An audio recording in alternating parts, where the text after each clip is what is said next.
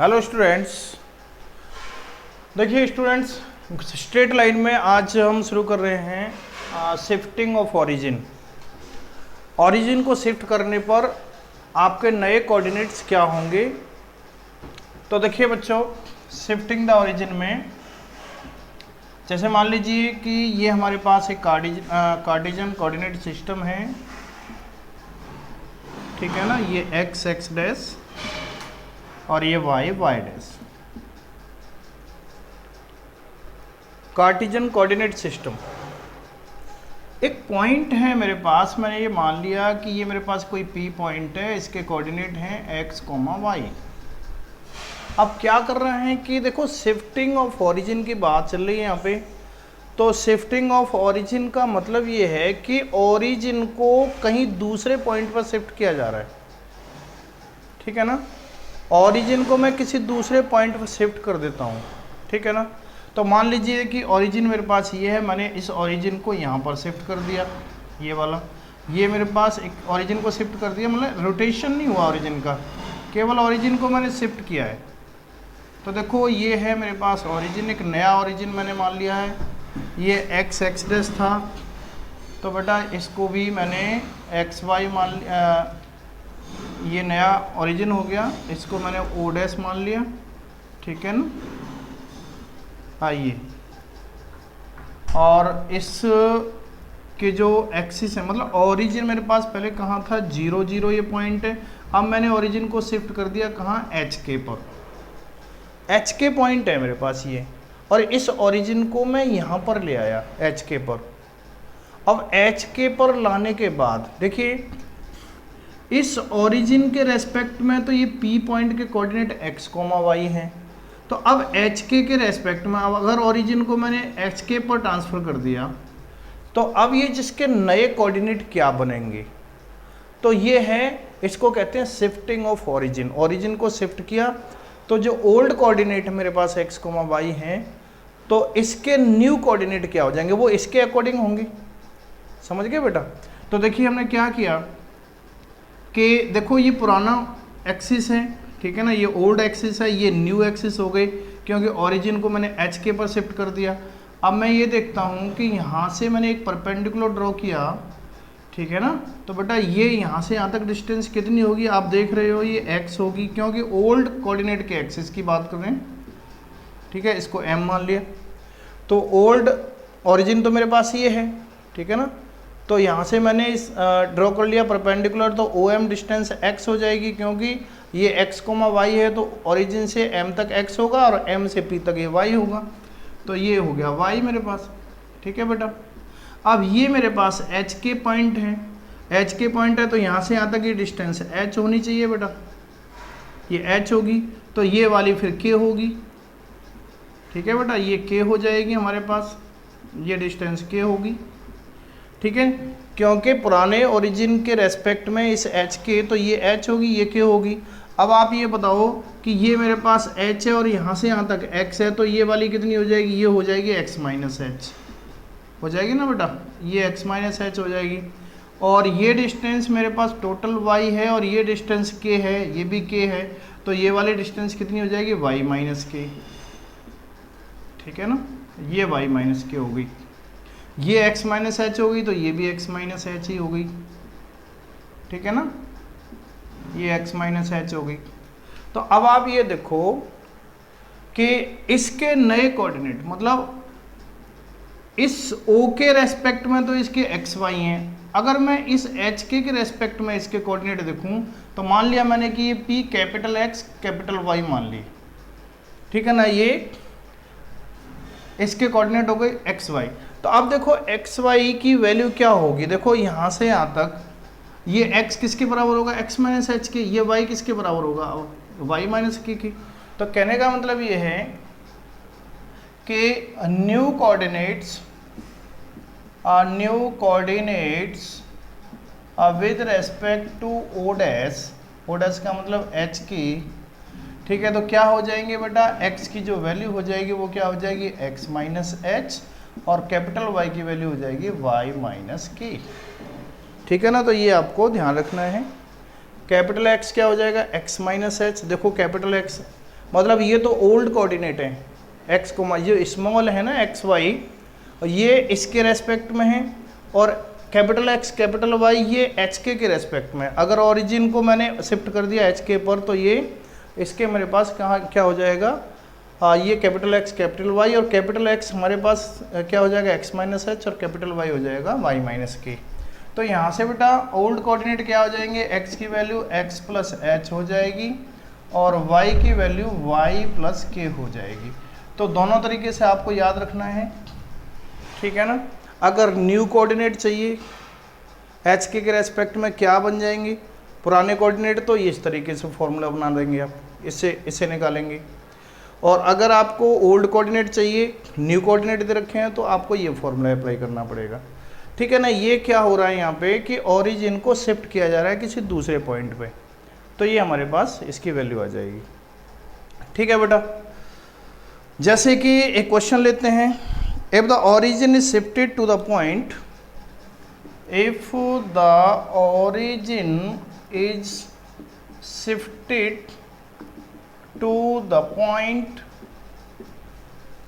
if the origin shifted to the point 1 minus 2 1 comma minus 2, ठीक है ना, without rotation of axis, without rotation of axis,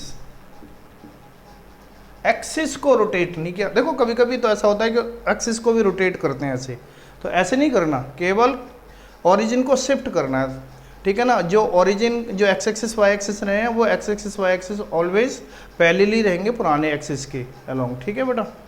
तो ये Y axis है, नया वाई एक्सिस है, तो इसको मैंने वाई, इसको वाई डैश मान लो, और ये एक्स है एक्स एक्स, ठीक है ना। तो ये एक्स एक्स डैश और ये वाई वाई डैश, इस पुराना कोऑर्डिनेट हमारे पास 0 0 था, ये नया जो है एच के हो गया।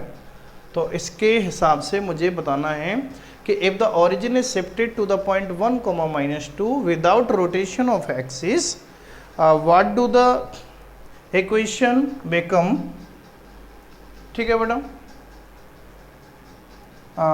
what do the equation become, ठीक है ना, became क्या हो जाएगी, Y square minus 4 square minus 4x plus 4y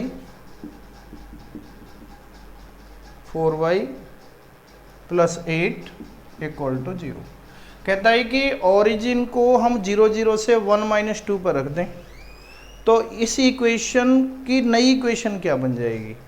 तो देखो क्या बन जाएगी न्यू इक्वेशन, देखो x की वैल्यू आपको पता ही है, यहाँ से x और y, देखो ये पुराने एक्स वाई स्मॉल है ना, तो इसका मतलब ये इस समय पुराने कोऑर्डिनेट हैं। अब नए कोऑर्डिनेट में क्या आ जाए, मतलब एक्स वाई में निकालना है आंसर, कैपिटल एक्स वाई में निकालना है, क्योंकि नई इक्वेशन कुछ अब ये ओरिजिन के रेस्पेक्ट में है, इस ओरिजिन के रेस्पेक्ट में तो ये इक्वेशन है। अब ये पूछना चाह रहा है कि अगर एच के पर, एच के की जगह पर क्या है वैल्यू 1 माइनस 2, तो अगर इस ओरिजिन को 1 माइनस 2 पर शिफ्ट कर दिया जाए, तो वो इक्वेशन क्या हो जाएगी ये, ठीक है ना। ये इसमें क्या क्या चेंज होंगे, तो बेटा x की वैल्यू पुट कर देंगे, पुट x इक्वल टू, देखो x की value x plus H, x plus h की वैल्यू देखो ये h हो गया, ये k हो गया, तो x प्लस एच 1 हो गया, और y की वैल्यू क्या हो जाएगी y प्लस k, k का मतलब माइनस 2। तो ये x और y की वैल्यू आपको यहाँ लगानी है, लगा दीजिए, तो क्या हो जाएगा बेटा, y की वैल्यू कितनी है, y माइनस 2 का whole square minus 4 into X plus 1 plus 4 into Y की value y minus 2 plus 8 equal to 0। इसका होल स्क्वायर खोल दो, Y square plus 4 minus 4y minus 4x minus 4 plus 4y minus 8 plus 8 equal to 0। इससे ये cancel हो गया, ठीक है ना। ये बन जाएगा Y square minus 4y minus 4x, देखो माइनस 4y से 4y फिर कैंसिल हो जाएगा, और ये हो जाएगा माइनस 4x, ठीक है ना, और ये माइनस 4 से 4 फिर कैंसिल हो जाएगा ये, ठीक है ना। ये हो जाएगा 4 माइनस 4x -4x -4, हाँ ये मल्टीप्लाई गलत लग गया बेटा, -4, ठीक है ना। और y² + 4 -4y -4x, अच्छा ये x था, ठीक है, ये x है बेटा, तो ये हो गया -4x -4 + 4y -8 + 8, 8 से 8 कटा, 4y से 4y कैंसिल हो गया, 4 से 4 कैंसिल हो गया, क्या बच गया -4x, ठीक है ना। और ये -4 से और ये 4 कट गया, तो -4x = 0, यही बचे ना, ये बच गया और ये बच गया, तो ये आपका आंसर हो गया। इसको मैं ऐसे भी लिख सकता हूँ। अब स्मॉल जो कैपिटल XY आ रहा है उसको स्मॉल में चेंज कर सकते हैं, y² - 4x = 0। तो ये हमारे पास जो न्यू इक्वेशन बनेगी, जबकि हम ओरिजिन को 1, -2 पर शिफ्ट कर देंगे, तो जो इक्वेशन चेंज हो गया आएगी वो ये बन जाएगी, ठीक है बेटा। तो ये आपका इस टाइप से क्वेश्चन सॉल्व हो गया। अब नेक्स्ट है, क्या करना है। अब देखो ओरिजिन को हमने शिफ्ट किया था HK पर, अब क्या होगा यहाँ पे कि ओरिजिन को हम ओरिजिन को शिफ्ट नहीं कर रहे हैं, केवल हम रोटेशन कर रहे हैं, rotation of x axis, rotation of axis का रोटेशन करेंगे, ठीक है ना, रोटेशन ऑफ एक्सिस, ठीक है ना, एंटी क्लॉकवाइज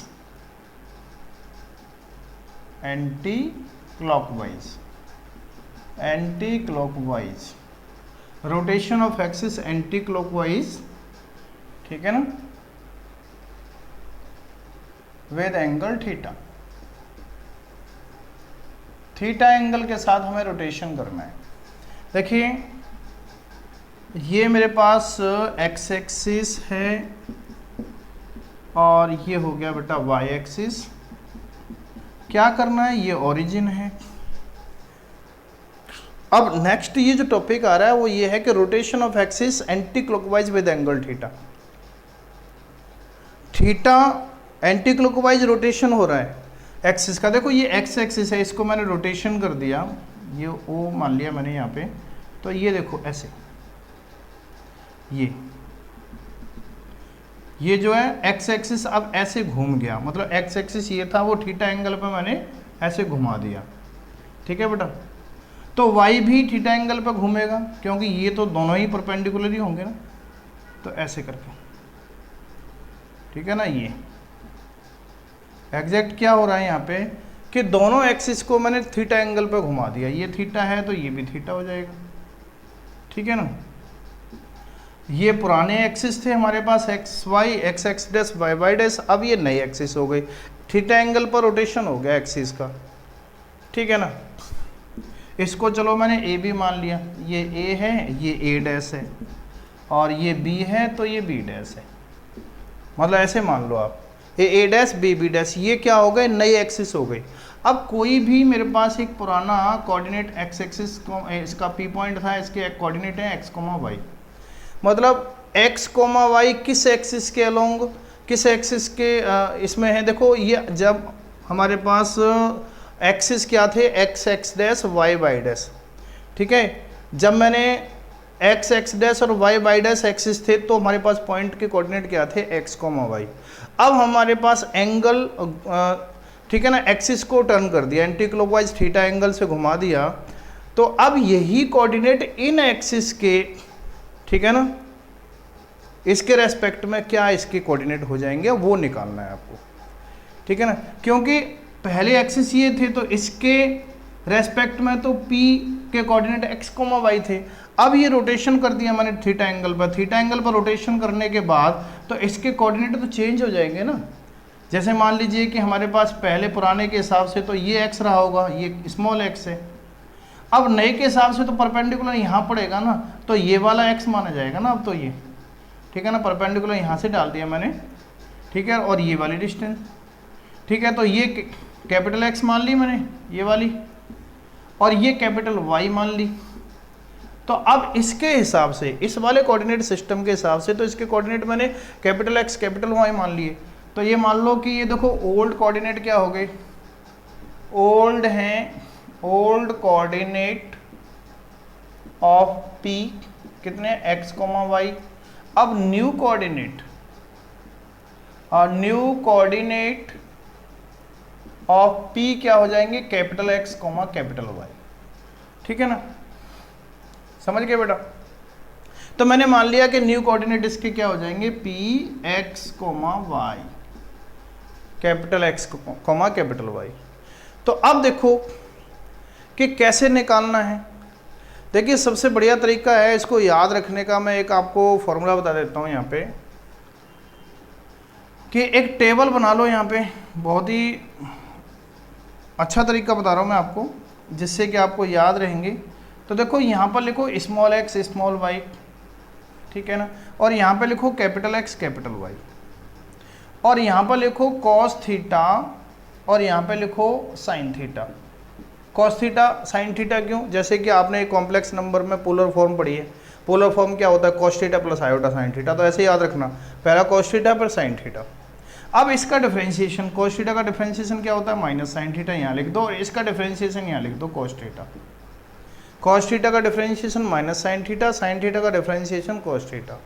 तो अब देखिए यहाँ से आप वैल्यू निकालोगे, यहाँ से आप देखो x की वैल्यू निकालो, कैपिटल X की।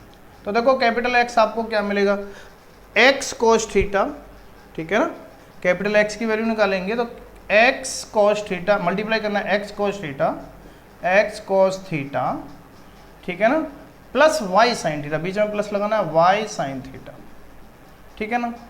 ऐसे ही कैपिटल Y की वैल्यू निकालो, कैपिटल Y की वैल्यू निकालेंगे तो क्या हो जाएगा, माइनस, देखो x का मल्टीप्लाई इसमें करेंगे, minus X sine theta, minus X sine theta, ठीक है ना। कैपिटल Y की वैल्यू निकालना है, माइनस एक्स साइन थीटा, और इसका इसमें y cos theta plus y cos theta, ठीक है बेटा। तो देखो कैपिटल X कैपिटल Y की वैल्यू आ गई, तो आपको न्यू कोऑर्डिनेट यहाँ से मिल जाएंगे। ऐसे ही अगर आपको स्मॉल x की वैल्यू निकालनी है, मतलब ओल्ड कोऑर्डिनेट, ये तो न्यू कोऑर्डिनेट निकालने का फॉर्मूला हो गया। अब आपको ओल्ड कोऑर्डिनेट निकालने है, तो देखो इसकी वैल्यू निकालनी है, तो इसकी वैल्यू निकालनी है तो इसका इसमें मल्टीप्लाई, इसका इसमें मल्टीप्लाई, तो x cos theta, x cos theta, ठीक है ना, minus y sin theta, minus y sin theta. ऐसे ही स्मॉल y की वैल्यू निकालेंगे तो x sin theta, x sin theta, ठीक है बेटा, और y cos theta plus y cos theta. तो ये दोनों फॉर्मूले आपको ध्यान रखने हैं। कैपिटल X की value x cos theta plus y sin theta, capital Y की value minus X sine theta plus y cos theta, small x की value capital X cos theta minus capital Y sin theta, small y equal to capital X sin theta plus capital Y cos theta. तो देखो ये formula यहाँ से आपको याद रखना है, एक्स वाई यहाँ पे लेने हैं, कैपिटल स्मॉल एक्स वाई यहाँ लेने हैं, कॉस थीटा प्लस आई साइन थीटा आपको याद है, तो कॉस थीटा यहाँ रखो, साइन थीटा इनका डिफरेंशिएशन ले लो।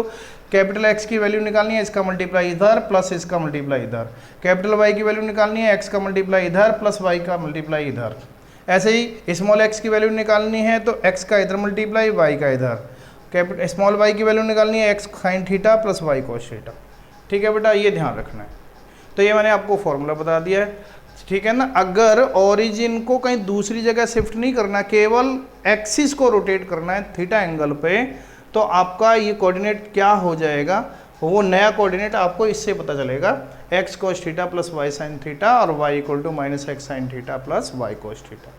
ठीक है बेटा, चलिए एक और है, एक रोटेशन तो होता ही है, ठीक है ना। अब इसमें देखो, अब नेक्स्ट जो टॉपिक है उसमें क्या करना है कि ये जो एक्सिस है, एक्सिस भी रोटेट होंगी थीटा एंगल पे, और इसको मैं शिफ्ट भी करूँगा।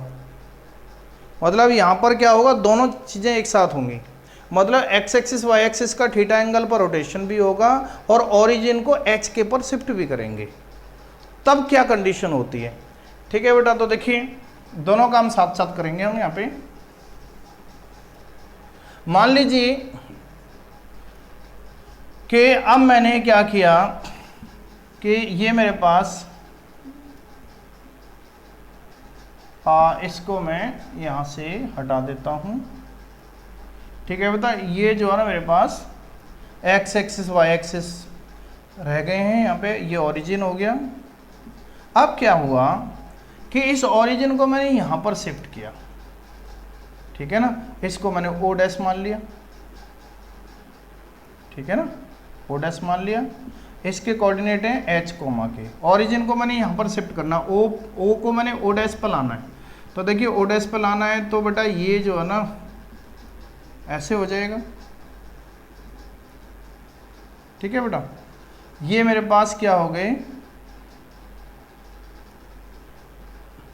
जब मैं और इसको उठा के ओ को ओ डैश पे ले जाऊंगा, मतलब ओरिजिन को 0 0 से उठा के मैंने एच के पर ले जाना है। तो देखो मैंने शिफ्टिंग भी कर रहा हूँ। अब शिफ्टिंग करने के साथ साथ मैं क्या कर रहा हूँ मैं कि ये जो एक्स एक्सिस है यहाँ पे देखो, ये जो हमारे पास कोऑर्डिनेट सिस्टम में एक्स एक्सिस है, तो ये वाला नया एक्सिस है, ये वाला नया, ठीक है ना, ये नया वाई एक्सिस हो गया, नया एक्स एक्सिस हो गया, ठीक है ना। अब इसको क्या करना है, साथ साथ में रोटेट भी करना है, ठीक है ना। तो रोटेशन क्या होगा, थीटा से रोटेट कर दूं मैं, तो मान लीजिए ये मेरे पास रोटेशन भी हो गया और ये रोटेशन हो गया मेरे पास ऐसे, ठीक है बेटा। तो ये रोटेशन हो गया। अब क्या किया मैंने यहाँ पे, इसको मैंने ए मान लिया, ए बी ए डैश, और इसको मान लिया बी बी डैश। देखिए क्या समझ आया आपको कि यहाँ पर क्या हुआ कि दोनों काम हुए, मतलब रोटेशन भी हुआ और ओरिजिन को शिफ्ट किया एच के पे, ठीक है बेटा। देखो ओरिजिन पहले ओ पे था, अब मैंने ओ डैश पे ले आया। तो ओ डैश पे लाने के बाद तो मेरे पास एक्स एक्सिस वाई एक्सिस उसके पैरेलल थे, लेकिन पैरेलल नहीं हुए, ठीक है ना। मैंने क्या किया, थीटा एंगल पर इनको रोटेट कर दिया। मान लो कि यहाँ से हटा दिया इसको, ऐसे मान लो, इसको हटाओ यहाँ से, ठीक है बेटा, इसको हटा दो ऐसे, ठीक है ना। ये थीटा एंगल है, थीटा एंगल पर रोटेट हो गई, ठीक है बेटा। ये मतलब इस ओरिजिन को यहाँ पर शिफ्ट भी किया गया है और रोटेशन भी हुआ है, थीटा एंगल पर रोटेशन भी हुआ है, ठीक है। तो दोनों काम एक साथ हो रहे हैं यहाँ पे। तो बेटा आपको क्या करना है, यहाँ पर कैपिटल एक्स की और कैपिटल वाई की वैल्यू क्या होगी, ठीक है बेटा। तो आपको यही चीज़ यहाँ पर समझनी है कि कैपिटल एक्स और कैपिटल वाई की वैल्यू क्या होगी। तो देखिए स्मॉल एक्स, देखो कोई पॉइंट हमारे पास P है जिसके कोऑर्डिनेट है x, y, वो किसके रेस्पेक्ट में है, इसके रेस्पेक्ट में है x, y, ठीक है ना। मान लो कि यहाँ से परपेंडिकुलर ड्रॉ कर दिया, तो ये वाली x होगी और ये यहाँ से यहाँ तक y होगी, स्मॉल x, ये स्मॉल x और ये स्मॉल y। लेकिन अब तो मुझे इसके रेस्पेक्ट में देखना है, एच के रेस्पेक्ट में। अगर ओरिजिन एच के पर आ गया और इसको एंगल थीटा एंगल पर रोटेट भी करा दिया, तो इसके नए कोऑर्डिनेट कुछ ना कुछ होंगे बेटा। तो ये हो गए x, y मान लिया मैंने, ठीक है। तो देखिए आपको बताया था मैंने कि x की वैल्यू आपको अगर निकालनी है, तो कोई स्मॉल x की वैल्यू निकालनी है, तो स्मॉल x की वैल्यू कैसे निकालेंगे, यहाँ से स्मॉल x की value x cos theta minus y sin theta, जैसा कि आपको पहले ही बताया था, ठीक है। और स्मॉल y की वैल्यू क्या हो जाएगी, x sin theta plus y cos theta, ये हो गई x sin थीटा, ठीक है ना बेटा, प्लस y cos थीटा।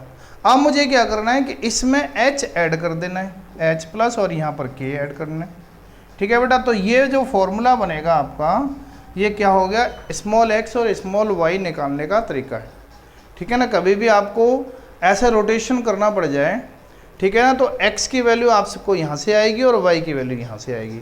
अच्छा, आप कैपिटल x कैपिटल y की वैल्यू निकालना चाहो तो इसको सॉल्व कर लो, दोनों इक्वेशन को। देखो x x काट देना, इसमें मल्टीप्लाई कर लेना, इसमें कॉस का इसमें साइन का, ठीक है ना। तो यहाँ से आ जाएगा, तो यहाँ से आप दोनों को सॉल्व करोगे, कैपिटल x कैपिटल y की वैल्यू निकल जाएगी, ठीक है बेटा। तो देखो ये फॉर्मूला बन गया। अगर दोनों काम हो रहे हैं तो आपको ये फॉर्मूला अप्लाई करना पड़ेगा। अब इस पर बेस्ड एक क्वेश्चन ले लेते हैं। अब क्वेश्चन क्या है क्वेश्चन ये है कि 3x² plus 2xy 3x² plus 2xy plus 3y² equal to 0। ठीक है बेटा, इक्वल टू 0 ये है। If axis are rotated through 45, ठीक है, with origin, if origin is changed through the point -2 -3। देखो क्या हो रहा है, ऑरिजिन को शिफ्ट किया जा रहा है, ऑरिजिन इज शिफ्टेड टू -2 -3, ठीक है ना, and rotation of axis with 45 degree, ठीक है ना, 45 डिग्री। तो 45 डिग्री से तो एक्सिस को रोटेट कर रहे हैं और ओरिजिन को शिफ्ट करें -2 -3 पर। ठीक है बेटा, तो देखो ये x और y की वैल्यू आप यहाँ से निकाल लो और इसमें लगा दो, आपका आंसर आ जाएगा। तो देखो x की वैल्यू क्या हो जाएगी, देखो h की वैल्यू, देखो h ये हो गया, k ये हो गया, तो h की वैल्यू कितनी है मेरे पास -2 plus x cos 45 plus minus y sin 45, कितना हो गया -2 cos 45 कितना होता है 1/√2, तो ये हो जाएगा 1/√2x और -1/√2y, -1/√2y। ठीक है ना, ऐसे ही y की वैल्यू निकालेंगे, ये हो जाएगा k की जगह पे -3 plus x sin 45 plus y cos 45 equal to -3 plus 1/√2x plus 1/√2y। इसको सॉल्व कर देंगे तो हो जाएगा बेटा 1/√2 तो यहाँ से कॉमन आ जाएगा दोनों से, ये हो जाएगा x माइनस वाई और -2, और यहाँ से आ जाएगा 1/√2, यहाँ से भी कॉमन आ जाएगा दोनों में से, तो ये हो जाएगा x प्लस वाई और -3। अब ये जो है ना स्मॉल x स्मॉल y की वैल्यू आ गई, इन दोनों को यहाँ लगा देना है। तो देखो इक्वेशन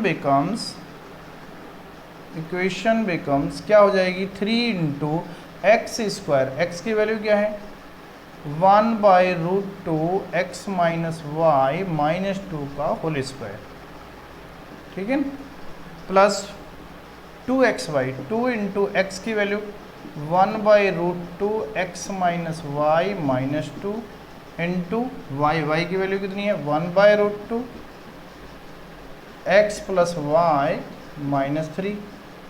ये हो गया बेटा। अब प्लस का 3y² प्लस 3y² y की वैल्यू 1/√2x प्लस वाई और -3 का होल स्क्वायर, तो ये हो गया और इक्वल टू 0। अब इसको सॉल्व कर दें, इसको सॉल्व करेंगे तो देखिए 3 इसका होल स्क्वायर करेंगे तो ये होल स्क्वायर हो जाएगा a माइनस बी का होल स्क्वायर खुलेगा, तो बेटा 1/2x माइनस वाई का whole square plus 4 minus 4/√2x minus Y, ये हो जाएगा, ये होल स्क्वायर खोल दिया, प्लस 2, अब इन दोनों का मल्टीप्लाई कर दूँ 1/√2 1/2 x minus Y X plus Y x² minus Y square, इसका इसके साथ मल्टीप्लाई करूँगा तो ये हो जाएगा माइनस का 3/√2 x माइनस वाई।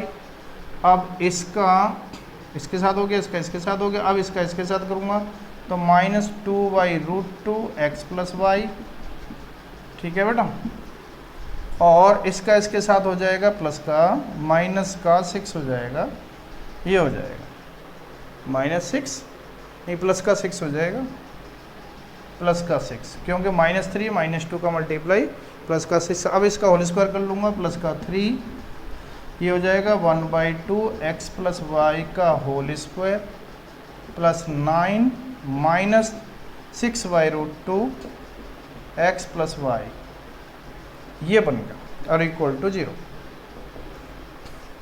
अब इसको बेटा सॉल्व करेंगे, देखो 3 का मल्टीप्लाई कर दूं, 3 का मल्टीप्लाई कर दूं तो ये बन जाएगा हमारे पास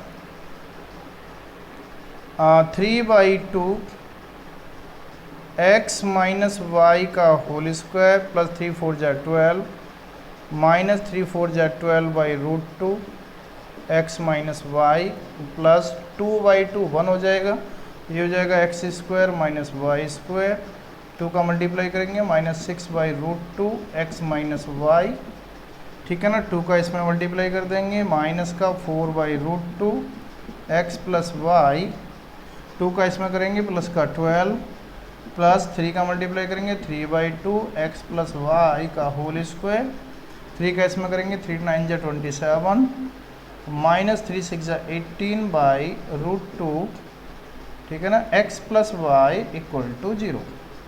ये इक्वेशन बन जाएगी।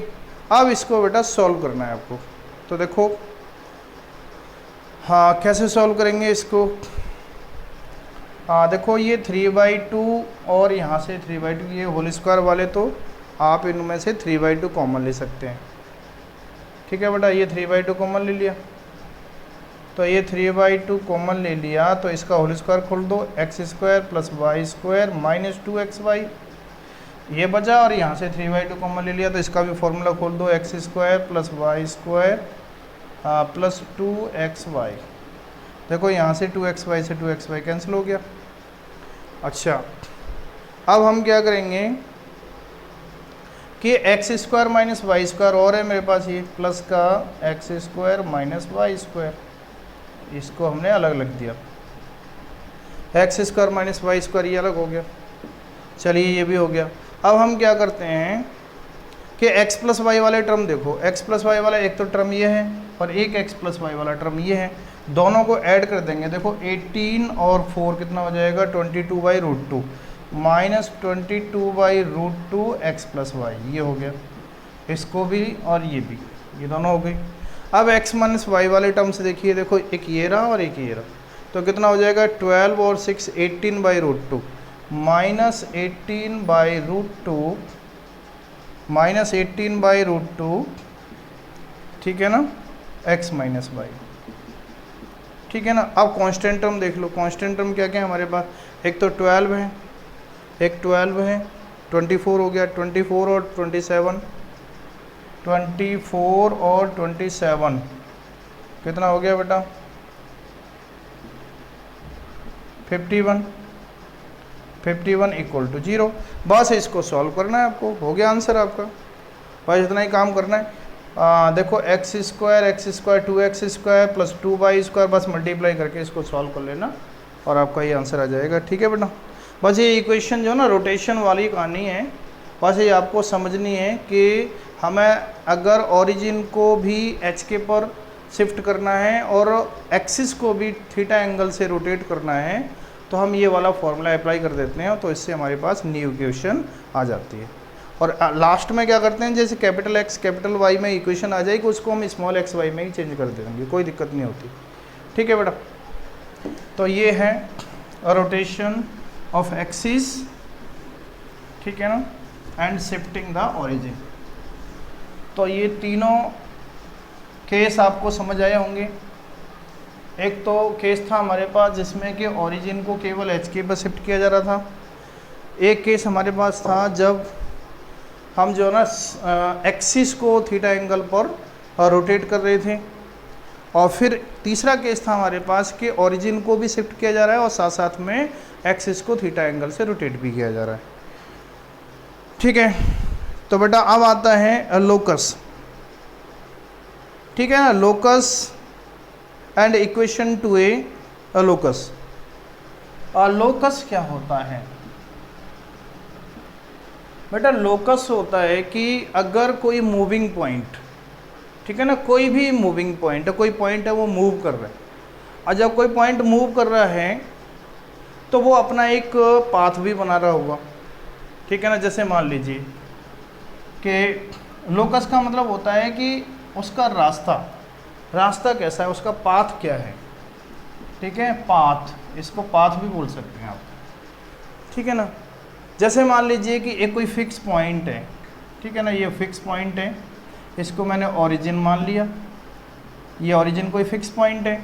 अब कोई पॉइंट है मूविंग पॉइंट जो कि यहाँ से और p डिस्टेंस पे है, ठीक है ना, और ये कोई मूविंग पॉइंट है हमारे पास, इसको मैंने एच के मान लिया। क्योंकि लोकस, ध्यान रखना कि लोकस जब भी फाइंड करेंगे तो उस पॉइंट को हम एच के मान लेंगे। जिस पॉइंट का लोकस फाइंड करना है उसको हमें एच के मानना है। मोस्टली हम एच के ही मानते हैं, वैसे तो आप एल एम मान लो, ठीक है ना, पी क्यू मान लो, लेकिन मोस्टली हम एच के मानते हैं।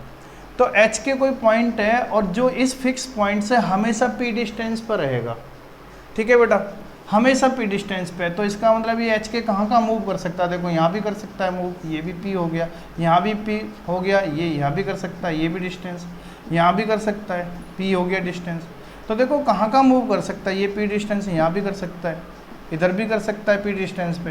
तो कहने का मतलब ये क्या बनेगा, ठीक है ना, क्या बनने जा रहा है, इसका रास्ता कैसा होगा, ये सर्कल होगा, ठीक है ना। तो ये इसका लोकस हो गया, इस पॉइंट का ये जो सर्कल बनेगा ना वो लोकस हो गया। कैसे निकालना है कि एग्जैक्ट क्या हो रहा है कि यहाँ ओरिजिन से हमेशा ये जो डिस्टेंस है वो हमेशा पी के इक्वल है।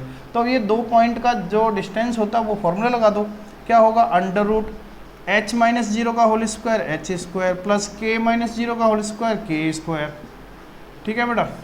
और इक्वल टू ये डिस्टेंस किसके इक्वल है, p, दोनों साइड का स्क्वायर कर दें, क्या हो जाएगा H square plus K square equal to P square. तो ये लास्ट में जब इक्वेशन आ जाती है तो उसको हम एक्स वाई में कन्वर्ट कर देते हैं, मतलब h को x रखना है और k को y रखना है। तो ये हो जाएगा X square plus Y square equal to P square. तो इससे हमें ये पता चल रहा है कि this is the equation of circle, ये सर्कल की इक्वेशन है, ठीक है बेटा। तो ये इसका लोकस हो गया, मतलब इस पॉइंट का हमने ये लोकस निकाल लिया, मतलब इस रास्ता कैसा बनाया, तो वो जो कैसा रास्ता बनाया उसने सर्कल जैसा बनाया, तो सर्कल की इक्वेशन बता देगा आपको, ठीक है ना। नेक्स्ट है, मान लीजिए कि एक मेरे पास पॉइंट है, ये मेरे पास दो पॉइंट हैं, एक तो ए बी है और एक ए डैश बी डैश है, ए डैश बी डैश, ये ए पॉइंट है, ये बी पॉइंट है। एक पॉइंट इस तरीके से मूव कर रहा है कि ए और बी से डिस्टेंस उसकी सेम है, मतलब एक पॉइंट ऐसा मूव कर रहा है कि उसकी ए और बी से डिस्टेंस हमेशा सेम आ रही है, ठीक है ना। मतलब कोई पी पॉइंट मान लो ऐसा है जिसके कोऑर्डिनेट एच के मान लिए, क्योंकि मुझे लोकस फाइंड करना है कि वो क्या होगा कि जो कि ए से और बी से सेम डिस्टेंस पर होगा, ठीक है। तो इसका लोकस पॉइंट, इस पॉइंट का लोकस फाइंड करना है।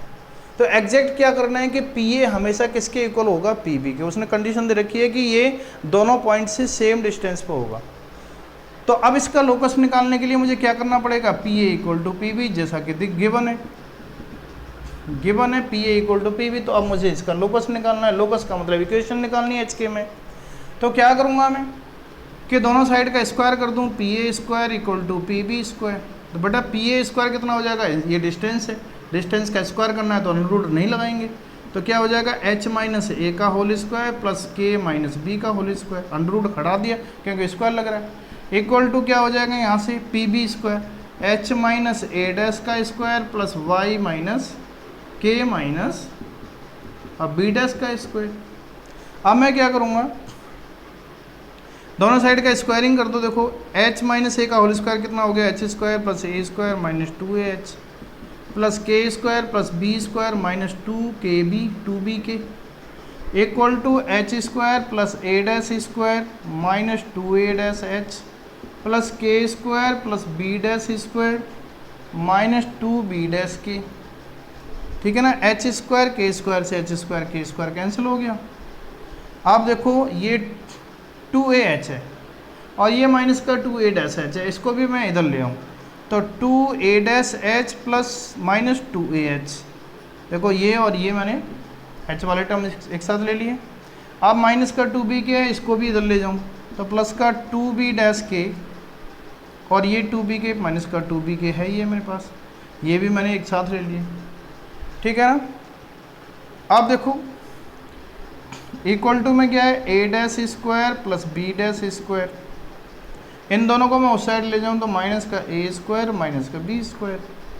अब देखो यहाँ से क्या कॉमन आ रहा है मेरे पास, h कॉमन आ रहा है तो ये हो जाएगा 2h कॉमन आ रहा है, तो 2h कॉमन ले लो बेटा तो 2 a dash minus a into H plus 2 b dash minus b into K equal to a dash square plus b dash square minus a square minus b square. अब ये equation आ गई आपकी। अब इसको H के को एक्स वाई में convert कर दो, तो ये हो जाएगा 2a dash minus a into X plus 2b dash minus b into Y equal to a dash square plus b dash square minus a square minus b square. This is the required locus of this point. मतलब H के में आपको equation ले आएंगे तो आपका वो locus आ गया। मतलब क्या हो गया, this is the equation of straight line. तो ये जो एक स्ट्रेट लाइन पे लाई करेगा हमेशा। कैसे लाई करेगा, देखो ये मेरे पास लाइन सेगमेंट हो गया, यहाँ से इस पे इस लाइन पे ये इसको परपेंडिकुलर बाइसेक्टर भी कह सकते हैं ए बी का। तो ए बी का परपेंडिकुलर बाइसेक्टर है, तो ये पॉइंट अगर इस लाइन पे कहीं भी होगा तो ए और बी से हमेशा सेम डिस्टेंस पे आएगा। मान लो कि यहाँ आ गया तो ये डिस्टेंस सेम होगी, यहाँ आ गया ये डिस्टेंस सेम होगी, यहाँ आ गया ये डिस्टेंस सेम होगी। तो एग्जैक्ट इसका लोकस क्या बनना है, ये लाइन बन रही है, तो लाइन का ये इक्वेशन दिखा दिया उसमें। ठीक है बेटा, तो ये हमारे पास लोकस हो गया। लोकस आपसे पूछ सकता है किसी भी तरीके से। चलिए बेटा, तो अब तक ये जो पॉइंट डिस्कस हुए ये बहुत ही बेसिक पॉइंट्स थे। अब बेटा आगे जो हम डिस्कस करने जा रहे हैं वह हमारे पास स्ट्रेट लाइन। अब स्ट्रेट लाइन शुरू होगी।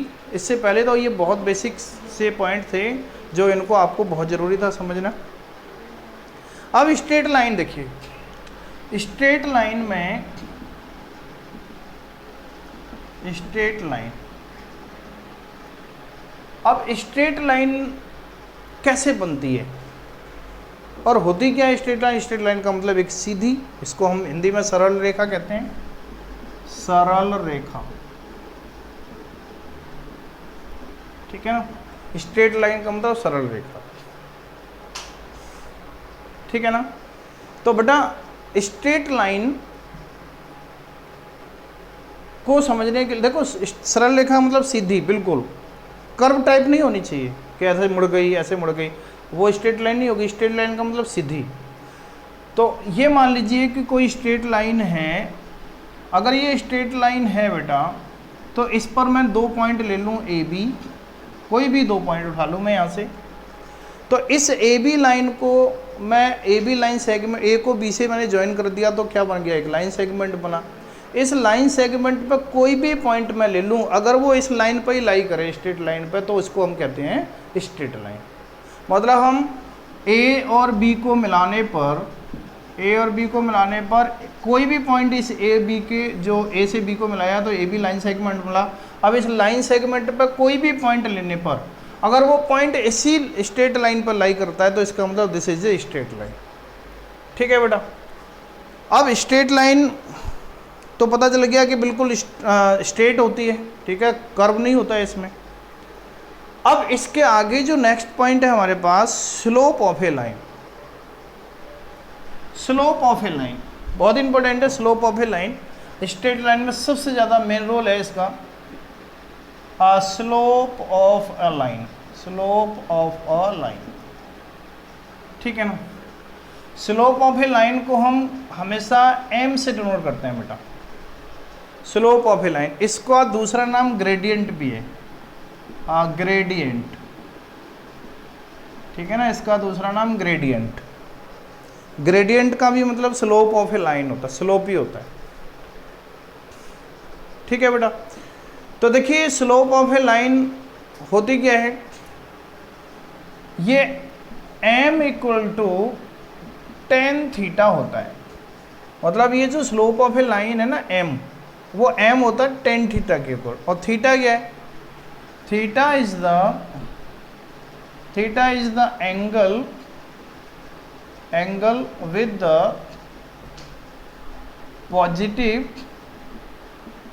Positive direction of X axis. ठीक है ना, तो ऐसे करके m equal to tan theta से हम स्लोप निकाल लेते हैं। मान लीजिए X X dash Y dash coordinate system है, ये ओरिजिन हो गया। मान लीजिए कि मेरे पास एक लाइन है बेटा ऐसे, ये कोई स्ट्रेट लाइन है, तो स्ट्रेट लाइन है, ये पॉजिटिव एंगल, देखो ये पॉजिटिव एंगल हुआ। पॉजिटिव एंगल हम ऐसे ही एंटी क्लॉकवाइज रोटेट करते हैं, तभी मैंने लिखा है कि थीटा इज द एंगल अब the positive direction of X axis, मतलब एक्स एक्सिस से पॉजिटिव डायरेक्शन एंटी क्लॉकवाइज जाती है, ऐसे करके ऐसे घुमाएंगे। तो अब देखो यहाँ से यहाँ पर एंगल जो बना वो थीटा है, ये वाला, तो इसका एंगल का tan अगर लेंगे आप तो इस लाइन का स्लोप मिल जाएगा आपको। ठीक है बेटा, ये ध्यान रखना है कि इसका टेंजेंट लेने पर आपको इस लाइन का स्लोप मिल जाएगा। तो slope of line A B, ये मान लो ए बी है, ठीक है, ए बी लाइन का slope of a line A B, ठीक है ना, m equal to tan theta से आपको इसका स्लोप मिल जाएगा। मान लीजिए कि ए बी जो लाइन है वो एक्स एक्सिस की पॉजिटिव डायरेक्शन से मान लो 30 एंगल बनाती है, तो इस लाइन का स्लोप क्या हो जाएगा, स्लोप इस कंडीशन में slope of line A B equal to tan 30, क्योंकि आपको पता है कि 10 लेना है इसका, टेन 30 की वैल्यू कितनी होती है 1/√3, तो इसका मतलब इस लाइन का स्लोप हो गया 1/√3। ठीक है ना, ये मेरे पास ओरिजिन है, एक्स एक्सिस एक्स वाई हो गया, ये एक्स डैश वाई डैश। मान लो कि मेरे पास एक लाइन ऐसे है, ठीक है ना, ये एंगल बन रहा है मेरे पास 150 डिग्री, मतलब पॉजिटिव डायरेक्शन से लेना है, पॉजिटिव इधर से नहीं ले सकते आप, इधर से, तो ये तो नेगेटिव डायरेक्शन हो गई, आपको एंगल इधर से काउंट करना है पॉजिटिव डायरेक्शन से, मतलब ऐसे यहाँ से देखेंगे कि एंगल लाइन ने देखो ऐसे रोटेट हुई तब आया ये एंगल, ठीक है ना, यहाँ से ऐसे रोटेट करना है, तो 150 एंगल हो गया। तो अब मुझे इस लाइन का स्लोप लिखना है, तो बेटा स्लोप क्या हो गया इसका, स्लोप ऑफ लाइन, इसको मैंने पी क्यू लाइन मान लिया, तो पी क्यू लाइन का स्लोप कितना हो गया, वही फॉर्मूला लगेगा टेन थीटा की जगह पे 150, तो ये m हो जाएगा इसका 10, 150 को लिख दो 90 + 60, वैसे तो आपको वैल्यू भी याद रहनी चाहिए, m इक्वल टू 10 90 + 60, देखो सेकेंड क्वाड्रेंट का एंगल है 150, सेकेंड में 10 क्या होता है, सेकेंड में 10 होता है नेगेटिव, और चेंज हो जाएगा -cot 60, तो -cot 60 की वैल्यू कितनी होती है बेटा 1/√3, तो इसका मतलब इस लाइन की स्लोप हो गई नेगेटिव, -1/√3 इस लाइन की स्लोप हो गई। तो आपको ये ध्यान रखना है कि जब भी हम स्लोप लेंगे, ठीक है ना, स्लोप का मतलब ये आप ये देखो, एक बात और मैं बता दूं आपको कि ये जो लाइन है ये लाइन इंक्रीजिंग लाइन है। अगर मैं लेफ़्ट से राइट की तरफ जा रहा हूँ, जैसे मान लो कि अगर लेफ़्ट से मैं राइट की तरफ जा रहा हूँ, तो मुझे ये लाइन जो है ना क्या हो रहा है, ऊपर जाती हुई दिखाई दे रही है। ऐसे मैं ऐसे जाऊँ तो मुझे दिखाई दे रहा है, देखो यहाँ पर मैं था तो मुझे यहाँ पर दिखाई दे रही थी, बहुत नीचे थी, अगर मैं आगे पहुँच गया तो ऊपर आ गई, और आगे पहुँच गया और ऊपर आ गई, यहाँ आ गया तो मेरे बराबर में आ गई, यहाँ और आगे चला गया तो ऊपर चली गई, यहाँ और चला गया तो ऊपर और चली गई। तो इसका मतलब ये लाइन कैसी है, इंक्रीजिंग लाइन, मतलब ऊपर उठती हुई लाइन है। तो बेटा जब इंक्रीजिंग लाइन होती है, ठीक है ना, तो उसकी स्लोप हमेशा पॉजिटिव होती है, और जब डिक्रीजिंग लाइन होती है उसकी स्लोप हमेशा नेगेटिव होती है, ध्यान रखना। ठीक है बेटा, इंक्रीजिंग और डिक्रीजिंग लाइन दोनों की स्लोप का आपको ध्यान रखना है कि कैसी स्लोप होती है इनकी। जैसे मान लीजिए मैं कई सारी लाइन ड्रॉ कर रहा हूँ, एक लाइन ये है, एक लाइन ये है, एक लाइन ये है, ठीक है ना, एक लाइन ये है, ये है, ये है। तो देखिए ये लाइन कैसी है, डिक्रीजिंग, मैं लेफ़्ट से राइट की तरफ जा रहा हूँ तो डिक्रीज करती हुई दिखाई दे रही है, नेगेटिव स्लोप होगी, नेगेटिव स्लोप, ठीक है ना। इसकी ये इंक्रीजिंग लाइन है, बढ़ती ऊंची उठती हुई दिखाई दे रही है, तो ये पॉजिटिव स्लोप होगी, इसकी पॉजिटिव स्लोप होगी, क्योंकि ये भी इंक्रीजिंग लाइन है। ये डिक्रीजिंग लाइन है, नेगेटिव स्लोप होगी, ये डिक्रीजिंग लाइन है, नेगेटिव स्लोप होगी, ठीक है ना। ध्यान रखना है कि जो इंक्रीजिंग लाइन है उनकी स्लोप पॉजिटिव होती है, और जो डिक्रीजिंग लाइन है उनकी स्लोप नेगेटिव होती है। कैसे, ऐसा क्यों हो रहा है, ऐसा इसलिए हो रहा है कि मान लीजिए कि मेरे पास ये जो है ना एक्स एक्सिस वाई एक्सिस है, ये ओरिजिन है, कि एक लाइन है मेरे पास, ये मैंने एक्स एक्सिस के पैरेलल है, ये मान लो कि मेरे पास जो मार्कर है वो लाइन का काम कर रहा है, तो एक लाइन है जो एक्स एक्सिस के बिल्कुल ऊपर होके कोइंसिडेंट लाइन है। तो आप क्या देख रहे हैं यहाँ पे कि एक्स एक्सिस से इस लाइन ने, जो मेरे हाथ में जो लाइन है, ठीक है ना, ये जो मार्कर है वो भी एक लाइन का काम कर रही है मान लीजिए। तो बेटा ये जो है ना, ये जो लाइन है एक्स एक्सिस के साथ कितना एंगल बना रही है, 0 बना रही है, क्योंकि एंगल बनाया ही नहीं। तो इसकी स्लोप क्या होगी, 0, क्योंकि आपको बताया था स्लोप निकालने के लिए जो एंगल होता है उसका टेंजेंट लिया जाता है। तो इसने इस लाइन ने एक्स एक्सिस के साथ एंगल कितना बनाया, 0, तो tan 0 की वैल्यू क्या होगी, 0। तो इसका मतलब इसकी स्लोप 0। अब देखो धीरे धीरे एंगल बढ़ रहा है, मैं लाइन को ऐसे रोटेट कर रहा हूँ, मान लो ये लाइन हो गई, फिर ये लाइन हो गई, फिर ये लाइन हो गई ऐसे, फिर ये लाइन हो गई, ठीक है ना। देखो यहाँ से ये लाइन थी, अब मैंने रोटेट करना शुरू किया, यहाँ आ गई, तो ये जो एंगल बना, ठीक है ना, ये इस लाइन का पॉजिटिव एक्स एक्सिस से एंगल बना, तो इसकी वैल्यू कितनी हो गई बेटा, तो स्लोप जो है ना क्या होगी, देखो tan 0 पे 0, और एंगल जब कुछ हुआ होगा तो क्या होगा, स्लोप बढ़ गई होगी। मान लो कि ये 30 हो गया, ये एंगल मान लो 30 है, ठीक है ना, तो 30 है, तो tan 30 की वैल्यू कितनी होगी, 1/√3। तो कहने का वो tan 30 की वैल्यू 1/√3 होगी, तो इसका मतलब स्लोप बढ़ गई। पहले स्लोप यहाँ पर कितनी थी, 0, अब एंगल बढ़ गया तो स्लोप क्या हो गई, थोड़ी सी बढ़ गई, 1/√3। मान लो कि ये 45 है आपका, ठीक है बेटा, चलो इसको हटा देते हैं, ठीक है ना, ये आपका 30 हो गया, और ये आ गया 45, और ये हो गया 60। ये एंगल है 45, और ये एंगल है आपका यहाँ से यहाँ तक पूरा 60। तो देखिए जब जैसे ही ये एंगल ने ये लाइन ने रोटेशन किया, 30 पे आ गई, तो इसकी स्लोप कितनी हो गई, 1/√3।